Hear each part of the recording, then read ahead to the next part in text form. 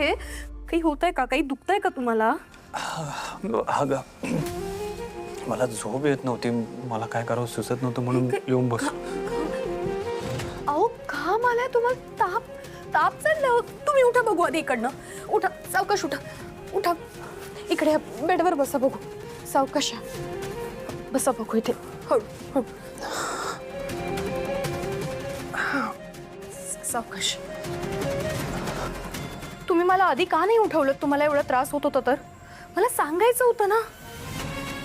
कसं सांगू,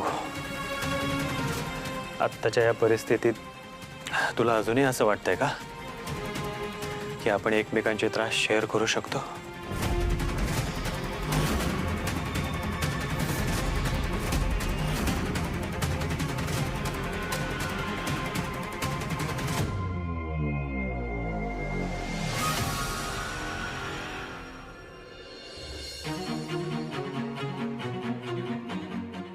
सगळंच हातातून निसटून चालल्यासारखं वाटतंय आता.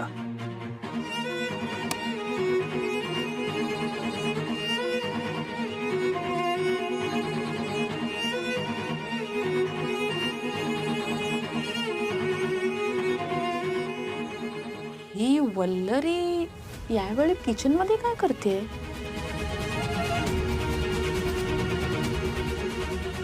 मनोज भाऊजींची तब्येत पुन्हा बिघडली का काय? मरो सकाळी बघू काय असेल ते.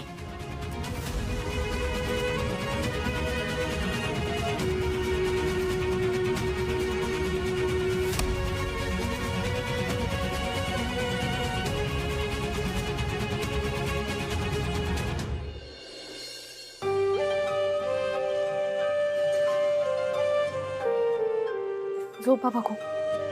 पडा. मी थोडा वेळ बसतो. बरं सांगितलं ना एकदा. झोपा.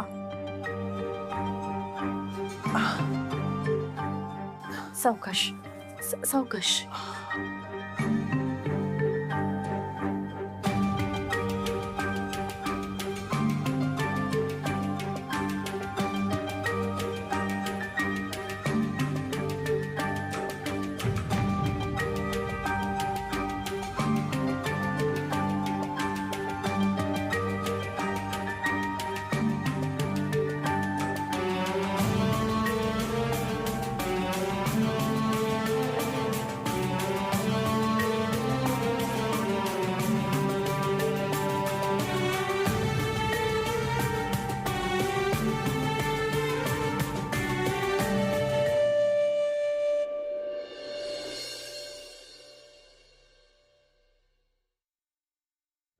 नाही हो, अजून नाश्ता नाही झाला.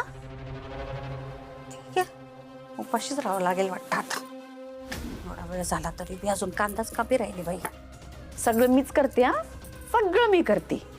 आजूबाजूला काय चाललंय त्याचा अंदाज घ्यावा, तसं वागावं, तसं काहीतरी करावं, ते राहिलं बाजूला. बाई काय करता? तुम्हाला माहितीये का काल रात्री काय झालं ते? काय झालं? वल्लरीची रात्री नुसती धावपळ सुरू होती. थंड पाणी काय, पट्ट्या काय. मला काय वाटतं, मनोज भाऊजी आणि वल्लरीचं काल भांडण झालं की नाही जोरात. मनोज भाऊजींना ताप आला असणार. काय? माय व आग लागो हिच्या बाकीलीले. काय करताय? हिच्यामुळेच माझ्या मन्याची अशी अवस्था झालीये. बिचारा मा मन्या ही ना त्याच्या जीवावर उठलीये. हो ना, झाले का गाडवासारखं रेकून झालं. कळते तुमची माया सगळी कळते मला. हो सासूबाई, हे सगळं कुणामुळे झालंय? वल्लरीमुळे ना. मग तिची लायकी दाखवायला पाहिजे ना. लायकी? मनाच्या आजारपणाचा आणि वल्लरीची लायकी दाखवण्याचा संबंधच काय पुष्पे? आई व सगळं सांगून सांगायला लागतं या बाईला. बसा इथे, बसा बसा. हा बसा. असं काय करता सासूबाई? मनोज भाऊची तब्येतीची तुम्हाला एवढी काळजी आहे ना? आहे ना? मग त्यांची तब्येत कोणामुळे बिघडली? वल्लरीमुळेच ना. मग त्या वल्लरीला त्याची लायकी नको दाखवून द्यायला. हा, अहो असा तमाशा झाला पाहिजे. तमाशा झाला नाही तर आपल्या दिवसाची सुरुवात कशी छान होईल. समजतंय ना मला. तुले माया खांद्यावर बंदूक ठेवून चालवायची आहे ना? हे पाय पुष्पे, तुले वाटतोय ना तमाशा करावासा, मग तू कर तमाशा. मला कशाला सांगून राहिली आहे? हो तेच तर. मी नाही ना करू शकत तमाशा. घाबर. हा, मी तमाशा केला तर वल्लरीला सगळं कळेल ना, स्पष्ट होऊन जाईल सगळं. गैरी हुशार आहे ती, ते करून नाही चालायचं. आणि मुळात या खेळाचा वजीर आहे मी. कोण? वजीर. वेळ येईल ना तेव्हाच माझी चाल खेळेन मी आणि समोर येईन. तोवर तुमच्यासारखा घोडा आणि माझ्या नवऱ्यासारखा तिरपा चालणारं उंट तो काम करेल ना. काय करेल ना? काय बघत बसलाय तिथं? काय बघताय? तमाशा कसा करता येईल ते. वल्लरी आंघोळीला गेली आहे, मनोज भाऊजी एकटेच आहेत, त्यांच्याबरोबर बोला, त्यांच्या मनात कसं भरवता येईल वल्लरीबद्दल ते बघा. नाही हो माय, तुला माहिती नाही का मन्या कसं आहे ते. त्याच्या बायकोबद्दल एक शब्द बी नाही ऐकून घेतो. मी नाही करणार. नाही का? मग जाऊ द्या, मी पोहे करते, खाऊया आणि गप राहूया. जा. बरं ठीक आहे. काय भरवायचंय त्याच्या मनात? सांगते.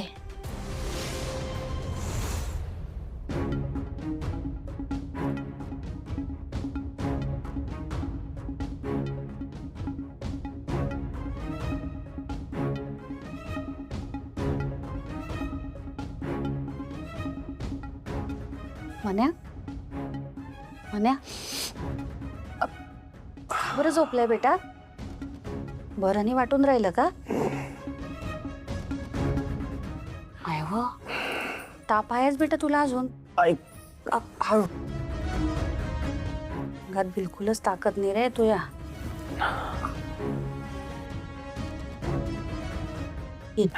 हो. मन्या, अरे काय गोरलाई घेतलाय तुझ्या जीवाला तू? स्वतःच्या तब्येतीकडे बी लक्ष द्यायला पाहिजे की नाही? ताप आल्यानंतर फक्त नवऱ्याच्या कपाळावरच्या पट्ट्या बदलणं हेच काम नसतं रे बायकोचं.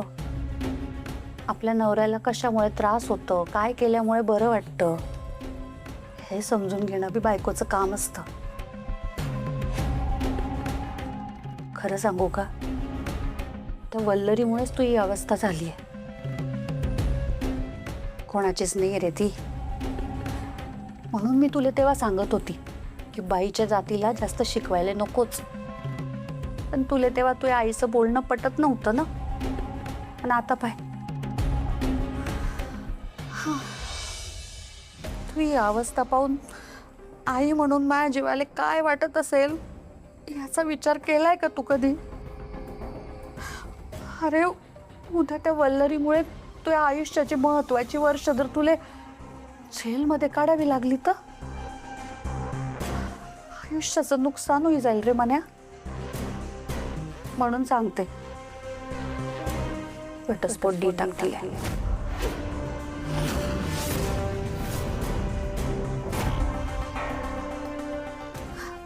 अरे म्हणजे घटस्फोटाच्या धमकीने ती घाबरली तर चांगलंच आहे ना. आणि तरी बी जर तिला काहीच फरक पडला नाही तर दी टाक घटस्फोट.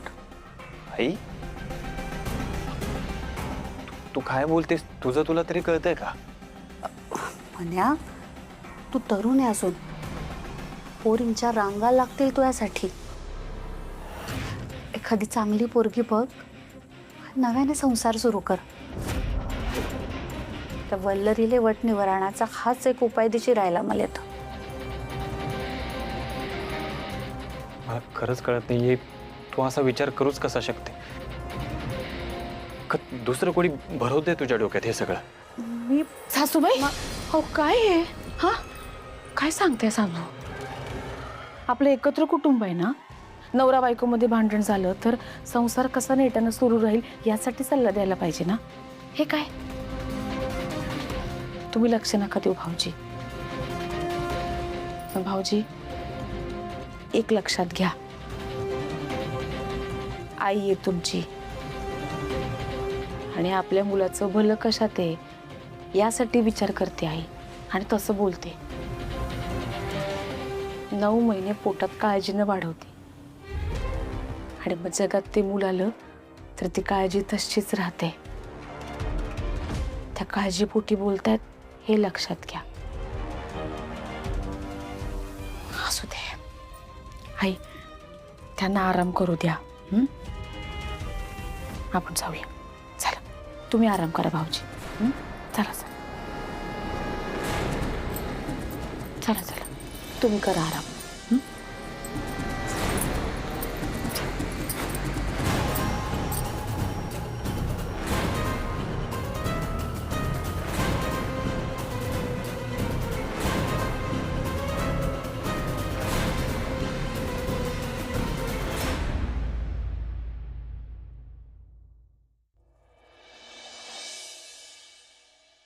आज मी ऑफिसला नाही येत आहे. हो, माझं काही पर्सनल रिझन आहे म्हणून मी नाही येत आहे. हां, पण आजच्या सगळ्या मीटिंग्स उद्या शिफ्ट कर. हो, सगळ्यांना कळव. हो चालेल. थँक्यू. बाय. चला आता ह्यांना दवाखान्यात घेऊन जाते. आल्यावर मुगाची खिचडी करते. दिवसभर आरामच करायला लावेन ह्यांना.